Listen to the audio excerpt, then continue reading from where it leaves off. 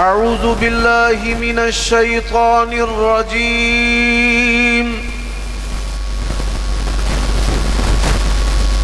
ينزل الملائكة بالروح من أمره على من يشاء من عباده أن أنذروا أنه لا إله إلا أنا۔ عیوب اور نقائص سے منزہ اور پاکیزہ تمام قسم کی حمد و ثنا اللہ وحدہ لا شریک لہ کے لیے، اور درود و سلام شفیع للمذنبین خاتم النبیین رسول کریم رؤوف الرحیم صلی اللہ علیہ وآلہ وسلم کی ذات اقدس پر۔ حضرات، دنیا کے اندر انسانوں کی تعداد 7 ارب کے قریب ہے، اور مسلمانوں کی تعداد 2 ارب کے قریب ہے، اور مسلمانوں کی اکثریت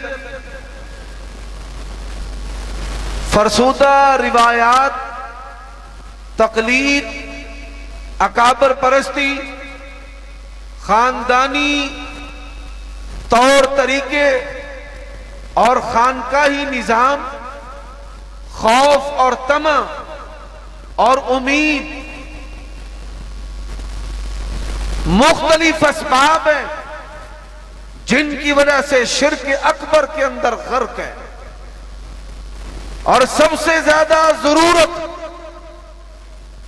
اللہ تبارک و تعالی کی توحید کی دعوت ہے، اور نبی علیہ السلام کی نبوت و رسالت، اس کو تسلیم کرنا اور اس کے تقاضے ہیں۔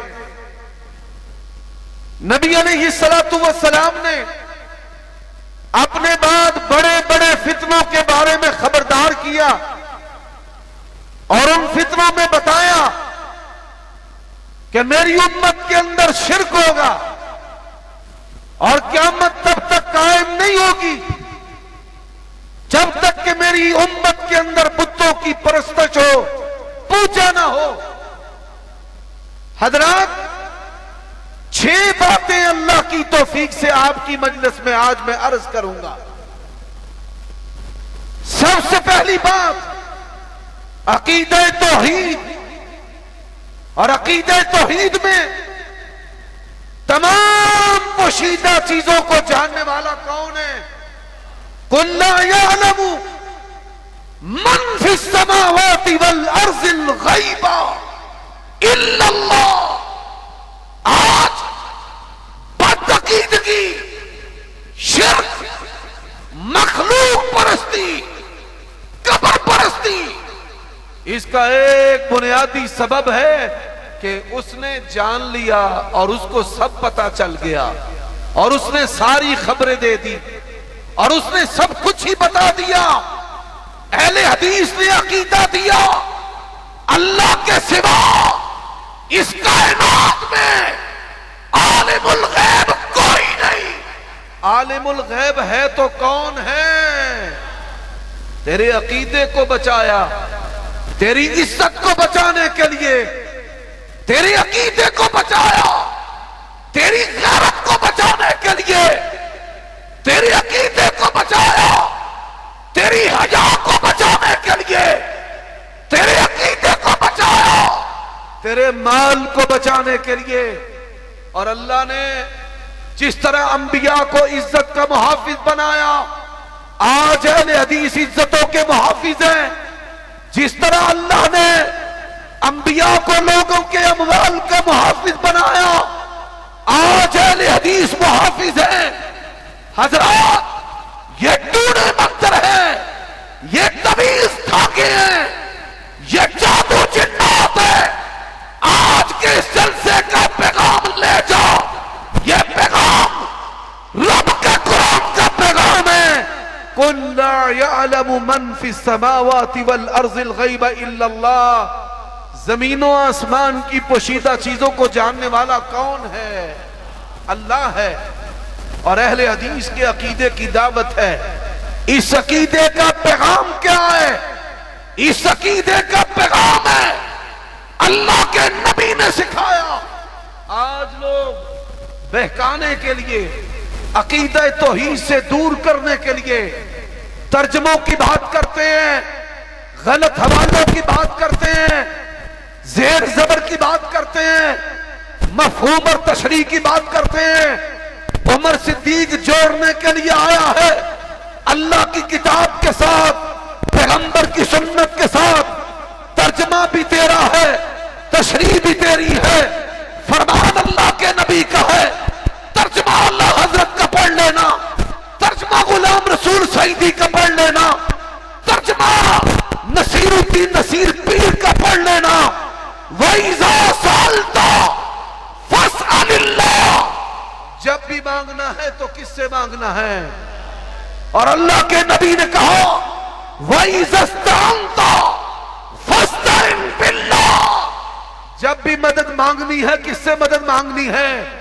اور یا علی کے نعرے لگانے والوں، تم نے ابو بکر کو چھوڑا، عمر کو چھوڑا، عثمان کو چھوڑا، علی کی مدد کے نعرے لگائے، علی کی ولایت کی بات کرنے والے، خلافت بلا فضل کی بات کرنے والے، دمادم مسکندر کی بات کرنے والے.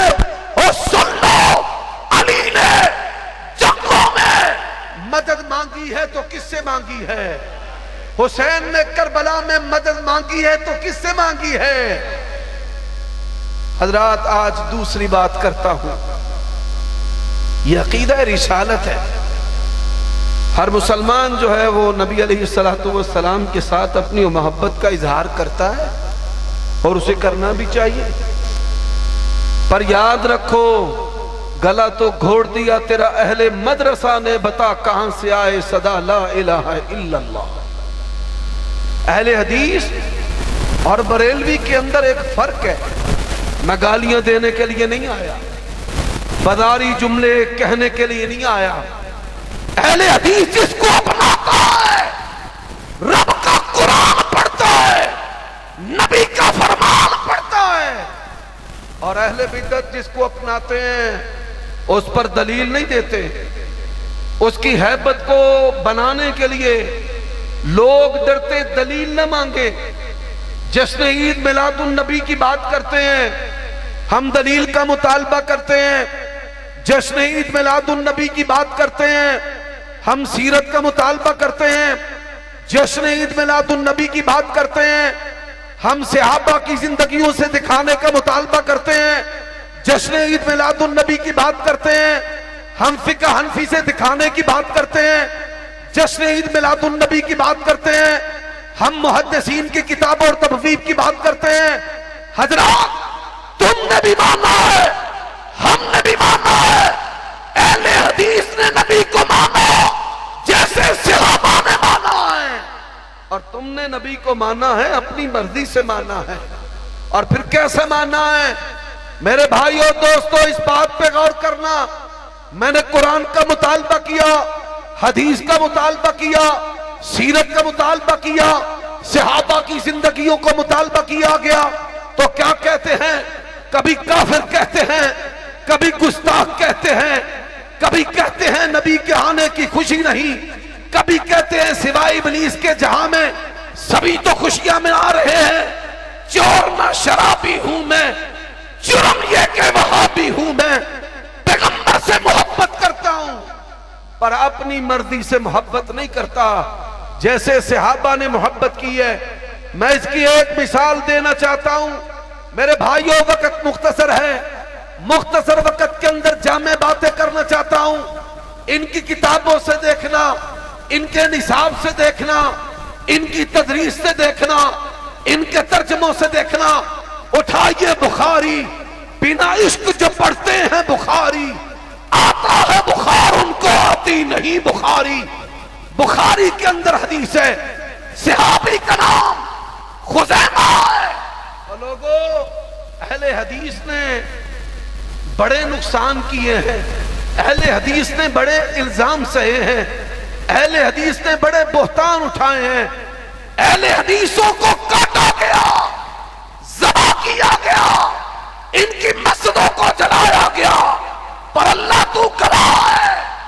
میں نے نہ تیرا شریک گوارا کیا ہے نہ تیرے پیغمبر کا شریک گوارا کیا ہے. اور اہل حدیث مسلک حضرات ایسے ہی ہمیں گالیاں کھانے کا شوق نہیں ہے، مارے کھانے کا شوق نہیں ہے، جان کو ہتھیلی پر رکھ کے دعوت کا کام کرنے کا شوق نہیں ہے. الذین یبلغون رسالات اللہ ویخشونہ ولا یخشون احدا الا اللہ. اور اہل حدیث محدثین کی محنتیں دیکھو. اگر کسی نے اپنی خالی جھولی کے ساتھ اپنے گھوڑے کو پچکارا ہے، ہمارے اکابرین اور ہمارے بڑوں نے ایسے راوی کی روایت کو قبول بھی کیا نہیں ہے. دستار کے ہر ایک پیج کی تحقیق ہے لازم، ہر صاحب دستار معزز نہیں ہوتا. اور ہم جبہ قبا کے اعتبار کی بات نہیں کرتے. اہل حدیث کو اگر منوانا ہے اللہ کا قرآن پڑھنا پڑے گا، پیغمبر کا فرمان پڑھنا پڑے گا. اور اس صحابی کا نام خزیمہ ہے. آج ہماری محبت کو بھی دیکھ، ہم امت کے اموال سے نہیں کھیلتے. نہ کل ہے، کل بھی آمدنی کا ذریعہ ہے، نہ 10واں ہے، نہ 40واں ہے، نہ برسی ہے، نہ ششمائی ہے، نہ بازاروں کو سجانا ہے. ان کی محبت کس طرح کی ہے حضرات اگر دیکھنا ہے. نام نبی آتے ہیں تو جھوم جھوم جاتے ہیں، اور فرمان نبی آتے ہیں تو گھوم جاتے ہیں. اجناتے پڑھنے والوں پہ لوگ لاکھوں نچاور کر رہے ہیں اور مفتی چیخ رہے ہیں، رو رہے ہیں، اور کیا کہہ رہے ہیں؟ ماتم کر رہے ہیں اس بات پر کہ سونا آیا تے سج گئے گلیاں بازار. اللہ کے نبی زندگیوں کو سجانے کے لیے آئے تھے، گلیوں کو سجانے کے لیے نہیں آئے تھے.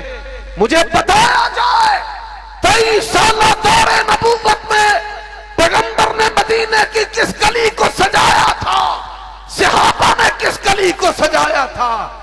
ان کو تو پتا تھا کہ اللہ کے نبی نے کہا احب البلاد الی اللہ مساجدہا، اللہ کی پسندیدہ جگہ مسجدیں ہیں.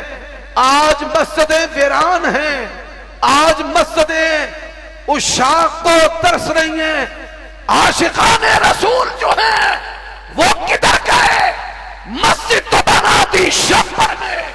ایمان کی حرارت والوں نے من اپنا پرانا پاپی ہے، برسوں میں نمازی ہو نہ سکا.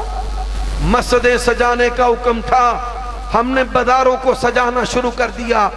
اور میرے بھائیوں، خزیمہ بن ثابت نے مسلک اہل حدیث پیش کیا ہے، پیغمبر کا یار ہے. آج اللہ کے نبی کی حدیثوں پہ اعتراض کرنے والے کون ہیں؟ رفع الیدین کرتے ہیں، کہتے ہیں جی مکھیاں چل دینے، عقل سے اعتراض کرتے ہیں.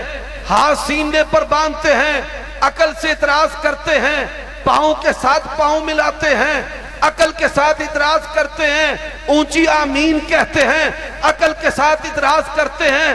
اہل حدیثوں، ہم نے کیسے اللہ کے نبی کو ماننا ہے؟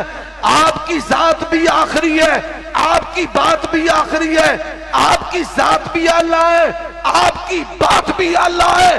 آپ پر ختم نبوت کا معنی یہ ہے آپ اللہ کے آخری نبی ہیں.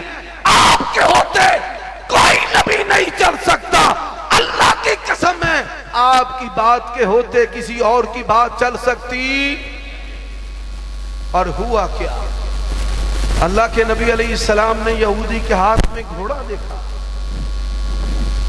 میں صدقے واری اس گھوڑے دے، او حسین دے گھوڑے دا تذکرہ کرن والوں نبی دے اس گھوڑے دا تذکرہ کیوں نہیں کرتے؟ سبب کیا ہے؟ لوگ جو ہیں، میں اہل تشیع کو بھی دعوت دینا چاہتا ہوں، ہمارا آپ کے ساتھ کوئی ذاتی جھگڑا نہیں ہے. حسین کے گھوڑے کی عزت کرتے ہو، حسین کو اٹھایا.